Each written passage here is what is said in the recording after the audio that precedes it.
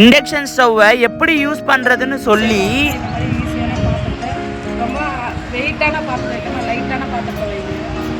அதுக்கப்புறம் வந்து குழந்தைங்க வச்சிருக்காங்க, குழந்தைங்க வந்து ஜாக்கிரதையாக தெரியாது நமக்கு. அதுக்கான ஒரு விழிப்புணர்வு தான் இது. ஒருவேளை கேஸ் பற்றாக்குறை ஆயிடுச்சு அப்படின்னா கண்டிப்பா மக்கள் எல்லாருமே ரொம்பவே கஷ்டப்படுவாங்க. அப்படி இருக்கும் போது இண்டக்ஷன் ஸ்டவ்வை வச்சு எப்படி நம்ம சமையல் செய்யலாம் அப்படின்னு சொல்லி கொடுக்கறது மட்டும் இல்லாம நிறைய விழிப்புணர்வை பத்தி பேசியிருக்காரு. இதுக்கு ஒரு துணையா இருந்த நம்ம காவல்துறையில இருந்து பொதுமக்கள் சமூக சேவையாளர் அப்படின்னு சொல்லி எல்லாருமே நிறைய விஷயத்துல வந்து முன் வந்து நின்று இருக்காங்க.